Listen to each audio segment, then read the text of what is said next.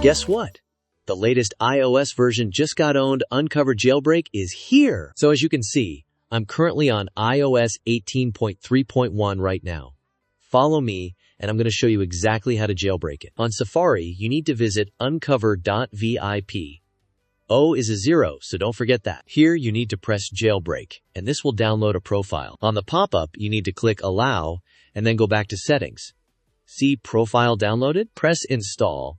Enter your passcode if you have one, then Install, and then Done. Now go to the home screen, and you should see the Uncover app. Go ahead and open the app, and here click Jailbreak, and now, as you can see, guys, it is just jailbreaking my device. On this screen, please wait a couple of seconds for the jailbreak process to take place. Here we're going to press Respring, and what this will do is basically restart the device with Cydia. As you can see now, the phone has been restarted, so let's get in. And we did get the app right here, so be sure to try this out for yourself. Get the word out, because this is super cool. Want to see even more amazing tweaks?